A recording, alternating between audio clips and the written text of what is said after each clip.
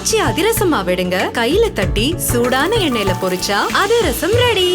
தூத்துக்குடி மாவட்டம் திருச்செந்தூர் அருகே உள்ள செம்மறிக்குளம் கஸ்பாவில் அமைக்கப்பட்டுள்ள பெருந்தலைவர் காமராஜின் திருவுருவ சிலையை அமைச்சர் அனிதா ராதாகிருஷ்ணன் திறந்து வைத்தார். அந்த காட்சிகளை பார்க்கலாம்.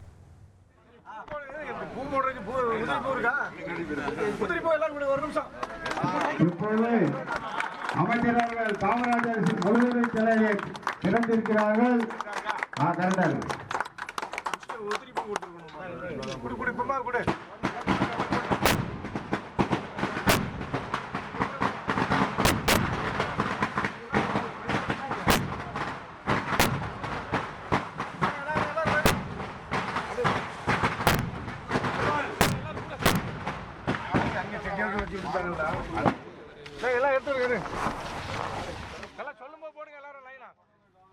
கூடுதல் தகவல்களை செய்தியாளர் பவானி வழங்கிட கேட்கலாம். பவானி, வணக்கம். இந்த நிகழ்ச்சி தொடர்பான முழு தகவலை சொல்லுங்க. கண்டிப்பாக. அதாவது திருச்செந்தூர் அருகே இருக்கக்கூடிய செம்மறிக்குளம் கஸ்பா பகுதியில் பெருந்தலைவர் காமராஜரின் திருவுருவ வெண்கல சிலை 7 அடி உயரம் கொண்ட இந்த சிலையானது தற்பொழுது திறக்கப்பட்டிருக்கிறது.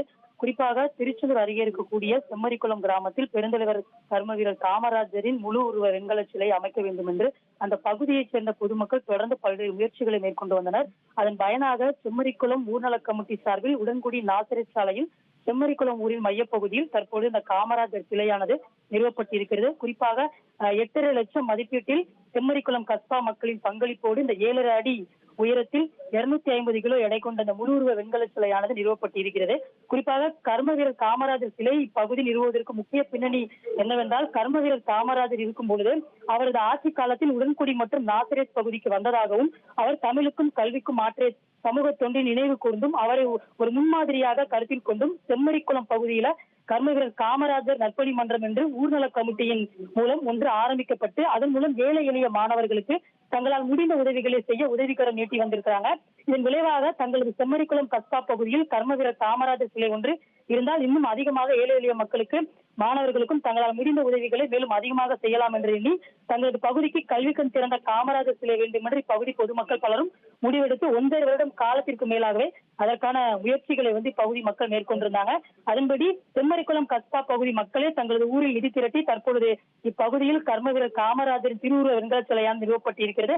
அதன் திறப்பு விழாவானது தற்பொழுது நடைபெற்று வருகிறது. அதன் நேரடி காட்சிகளை நம்மால் பார்க்க முடிகிறது. இந்த பகுதியில் நிறுவப்பட்டிருக்கக்கூடிய இந்த காமராஜர் வெண்கல சிலையை அமைச்சர் அனிதா ராதாகிருஷ்ணன் தற்பொழுது செம்மறிக்குளம் மக்கள் முன்னிலையில திறந்து வச்சிருக்கிறாரு. அதாவது காலை இறை வணக்கம் தமிழ்தாய் வாழ்த்தோடு விழாவானது தொடங்கியது. அதனைத் தொடர்ந்து கனக சபாபதி வரவேற்புரை ஆற்றியிருக்கிறாரு. அதைத் தொடர்ந்து காமராஜரின் முழு உருவ வெண்கல சிலையை பட்டு நடேசன் அமைச்சர் அனிதா ராதாகிருஷ்ணனுடன் இணைந்து திறந்திருக்கிறாரு. அதனைத் தொடர்ந்து ஜெகநாதன் காமராஜருடைய வாழ்க்கை வரலாறு தொடர்பான அந்த புத்தகத்தை நூலை வெளியிட்டிருக்கிறாரு.